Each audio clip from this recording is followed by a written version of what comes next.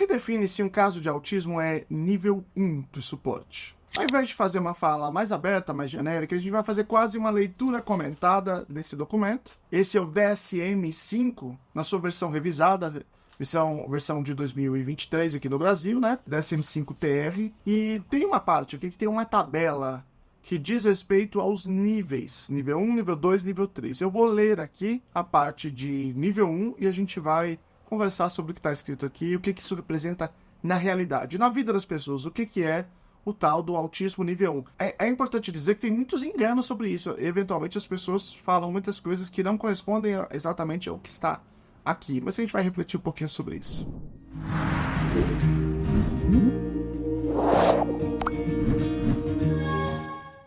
Olá, povão, tudo bem? Meu nome é Luciano Lacerda, sou doutor em Educação pela PUC São Paulo, fiz o pós-doutoramento no Departamento de Psicologia da UFSCar e eu estudo autismo em práticas com evidência, então nós vamos fazer o seguinte, eu vou ler aqui o meu DSM, essa tabela, ela tá assim de lado, então eu vou ler assim, né, e vou colocar aqui na tela para vocês irem acompanhando o que diz em relação ao caso nível 1, do autismo nível 1. Vamos começar com um beabá aqui. Para uma pessoa ser considerada autista, ela precisa passar por um processo de avaliação diagnóstica e há 2 critérios diagnósticos. Esses 2 critérios são assim.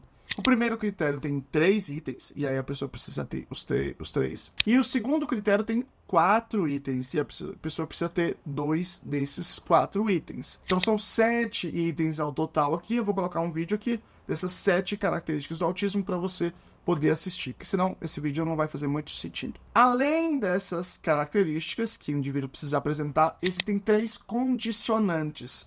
3 condições que podem afastar a condição do autismo. Então eu vou colocar um outro vídeo aqui, que chama Sem Isso Não É Autismo, que são as 3 condicionantes. Se você já tiver assistido a esses vídeos, aí faz sentido você estar aqui e a gente refletir um pouco melhor. Bom, primeiro vamos começar dando um passo atrás e explicando algumas coisinhas importantes. Até o DSM-4, né, que vigorou até 2013, e que ainda está no CID que está em vigor, o CID-10, né? Eu estou gravando em 2024, o CID-11, ele entra plenamente em vigor em 1º de janeiro de 2025, tá? O autismo é dividido em tipos, tá? Então vamos lá, vamos aqui que vocês vão entender, eu vou fazer essa correlação com o nível 1, tá bom? Síndrome de Asperger, autismo, transtorno desintegrativo da infância, transtornos globais do desenvolvimento sem outra especificação e síndrome de Rett, ok? No DSM-5, transtorno do espectro autista, certo? Quando todas essas coisas, quase todas, viraram uma coisa só, síndrome de Rett foi retirado. Então, esquece a síndrome de Rett.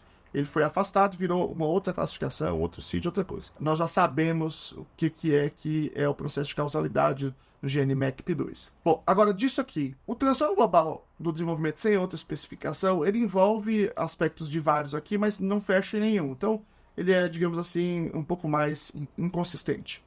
O transtorno desintegrativo da infância, que a gente chama de síndrome de Heller, né?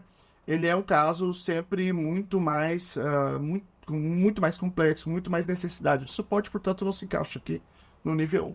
Então nós temos aqui síndrome de Asperger e autismo, certo? Bom, síndrome de Asperger, essa classificação aqui, ela era uma classificação que envolvia basicamente 2 coisas. Bom, tem as características do autismo, né?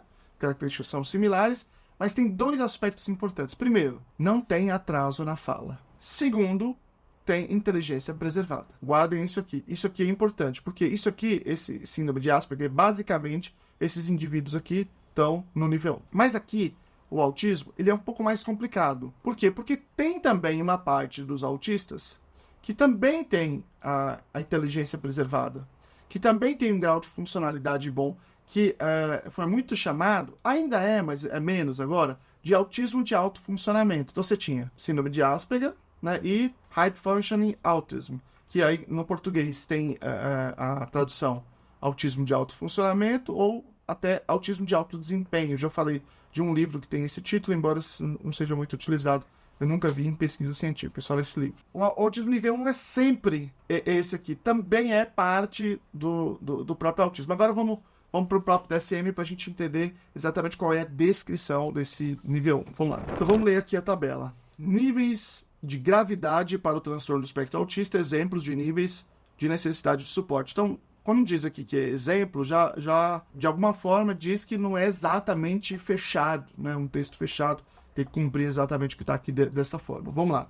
Então nós temos nível de gravidade, primeira coluna, comunicação social na segunda e comportamentos restritivos e repetitivos na terceira coluna. Então, no nível de gravidade tem nível 1, exigindo apoio muito substancial, nível 2, exigindo apoio substancial, e nível 1, exigindo apoio. Então vamos ler lá a segunda coluna, que é de comunicação social. Na ausência de apoio, déficits na comunicação social causam prejuízos notáveis. Então isso aqui tem muito a ver com aquilo que a gente está falando lá no outro vídeo sobre as 3 condicionantes, né? A gente tem casos de autismo quando você tem prejuízos clinicamente significativos. Notáveis. Essa palavra em português, ela às vezes tem um sentido apologético, né? Nossa, você é notável. Mas notável quer dizer que as pessoas notam, que é possível notar, né? É possível ver. São verificáveis, são claros. Dificuldade para iniciar interações sociais e exemplos claros de respostas atípicas ou sem sucesso a aberturas sociais dos outros. Isso aqui é muito, muito, muito forte. A gente já vai comentar mais sobre isso. Pode parecer apresentar interesse reduzido por interações sociais.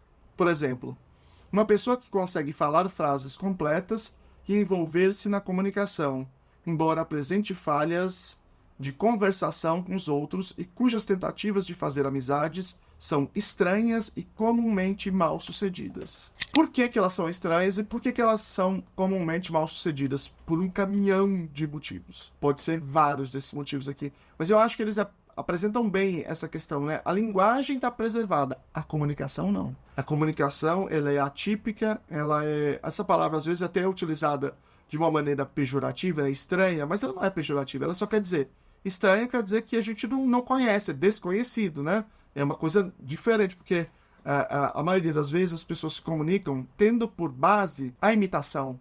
E indivíduos autistas podem ter outras bases, e aí essa forma de interagir, ela é muito específica, né, daquele indivíduo. E aí a gente tem um monte de questões aqui. Eu vou dar alguns exemplos para vocês.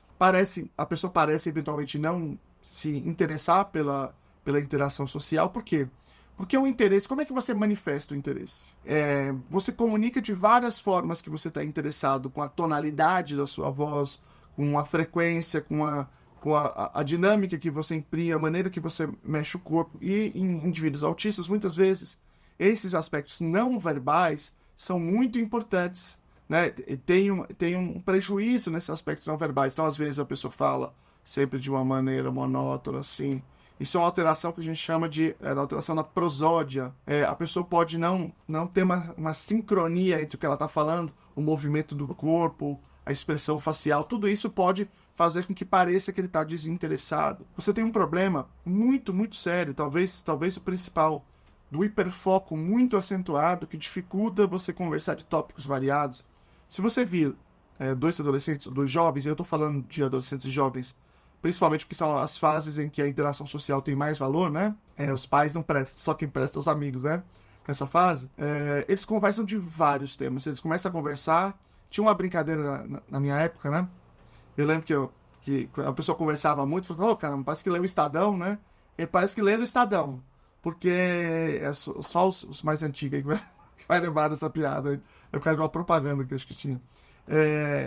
Porque eles conversam de um monte de tema. Agora, imagina um adolescente cujo tema de interesse é único, específico aquele. Ele não conversa de mais nada interessa. Ele quer conversar, sei lá, de política. Ele quer conversar de inseto. E mesmo quando o tema da conversa é um tema popular, digamos assim, eu me lembro de falar isso para várias pessoas, né? E elas diziam assim, olha, porque gostavam, por exemplo, de informática. As crianças gostam de saber do celular, o último, sei lá, uma novidade da informática. Mas eles não querem saber de quais são todos os componentes, sabe, do radar da década de 40, entende? Então, quando a pessoa tem um interesse muito fixo e restrito, ele se fixa naquilo, ele vai ter um nível de detalhe, de aprofundamento, de interesse. O interesse ele é muito específico, né? Ele não é um interesse compartilhado. Não é um interesse por quais as novidades vão vir no próximo iPhone, que essa talvez interessaria um pouco mais outras pessoas. Mesmo se for isso, o nível de detalhe que ele vai dar, que é assim, falar qual é o material, sabe, de um chipset, de não sei o quê, e qual é a forma de composição é atípico e não é interessante para a maioria das pessoas. Então, o prejuízo está ali presente muito, muito, muito forte. E esse prejuízo se manifesta em várias circunstâncias. Vamos ler o restante aqui. Vamos ler aqui uma coluna, a coluna do meio, que acho que vocês não viram, acho que não está na tela aqui. Tá dizendo aqui para vocês darem um like no vídeo. É isso mesmo? Não, tá escrito dar um like e se inscrever no canal. Gente, tá escrito aqui, é um manual, não posso discordar. Vamos lá, já fez? Beleza, obrigado. Inflexibilidade de comportamento causa interferência significativa no funcionamento em um ou mais contextos. Dificuldade em trocar de atividade. Problemas para organização e planejamento são obstáculos à independência. Mesmo indivíduos com uma inteligência média ou superior, a média, podem não conseguir, por exemplo, organizar a sua vida de uma maneira que permita que ele seja independente, cuide das suas próprias coisas e resolva os seus próprios problemas. Pode ter uma dificuldade com planejamento, com antecipação, com situações do dia a dia que você precisa de flexibilidade, que, no final das contas, impeça a participação desse indivíduo de contextos como, por exemplo, o trabalho ou um estudo. Eu recentemente escrevi um artigo, né, e eu falei isso num vídeo que eu fiz sobre a universidade, sobre autistas no ensino superior. Você tem um nível altíssimo de abandono. Porque quando você está na universidade, você tem que lidar com aulas que mudam. Hoje essa é a aula de uma coisa, vai ser de outra coisa. E esse tal lugar vai ser em outro lugar.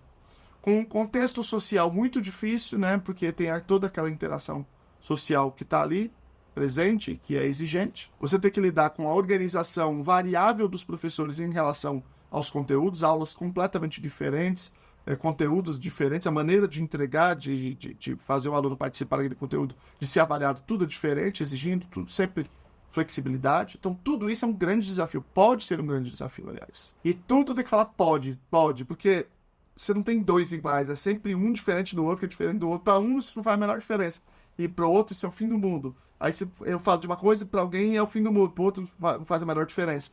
Esse é o cuidado que a gente sempre tem de linguagem até, mas é muito difícil. Eu já falei isso várias vezes, que eu já conheci muitas pessoas que dizem assim pra mim, eu falo 5 idiomas, mas eu nunca fiquei no trabalho mais de uma semana. Por quê? Porque existem demandas, exigências no ambiente de trabalho que são muito difíceis. Que tem a ver com, por exemplo, você está sentado aqui, aí os colegas vão ali tomar café e ficam aqui. E eles ficam falando, aí a pessoa pode se irritar com eles tomarem café em tal horário, com eles ficarem falando, com o que eles estão falando, com a música que está rolando, com o fato deles perto eventualmente encostarem nele, com a maneira que o chefe cobra o trabalho, o resultado do trabalho do próprio indivíduo autista.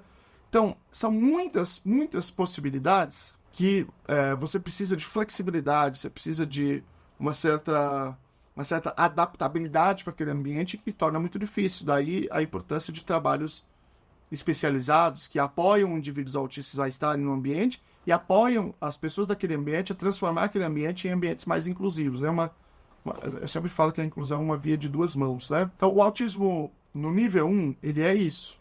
Indivíduos, de modo geral, com linguagem preservada, mas não a comunicação preservada. Problemas de comunicação, que são problemas mais profundos do que o problema da linguagem. Indivíduos, em geral, com cognição preservada, mas que ainda assim a cognição não resolve problemas comportamentais. E esse talvez seja o maior problema, né? Já falei isso muitas vezes. Você atribuir à inteligência o papel de resolver coisas que ela não consegue resolver. Por exemplo, vamos imaginar que um indivíduo está sentado aqui e que vem os colegas e ficam tomando café aqui, ficam falando aqui. Ele começa a ficar incomodado com isso. Aí você pode dizer, não, mas ele é um cara inteligente pra caramba. Ele sabe que as pessoas estão conversando, que é natural. No café as pessoas estão conversando. Ele sabe, mas não resolve. A inteligência, você entende isso, mas não resolve. Porque às vezes a inflexibilidade, a dificuldade de lidar com aquilo que não faz parte da cultura dele, com a maneira dele se comportar, pode ser difícil de tolerar, né? Então, a inteligência, apesar dela ser um instrumento para compreender, ela não é um instrumento para resolver, eventualmente. Por exemplo, o outro indivíduo tem inteligência excelente, né? Mas, quando ele vai abordar um menino ou uma menina que ele tem interesse, ele só fala um monte de besteira. E aí, ele não consegue ter acesso a essa pessoa, que ele quer, por algum motivo, iniciar uma relação romântica, ou uma relação de intimidade, e ele nunca consegue iniciar, e ele fica profundamente frustrado, pode ter aí como consequência uma depressão. Veja, ele é inteligente, mas a inteligência não resolve esse problema de habilidade social. Por quê? Porque ela é muito mais complexa, né? Ela não é resolvida assim. Se eu sou inteligente, eu vou lá e resolvo. Tem baixa relação entre uma coisa e a outra, né? Essa pessoa tem 5 idiomas, mas ela não consegue ficar em nenhum trabalho. Por quê? Porque as relações humanas ali são impossíveis. Ela não consegue lidar, por exemplo, com uma cobrança do chefe. Você pode dizer, bom, mas ela é inteligente, fala 5 idiomas, a pessoa é inteligente pra caramba.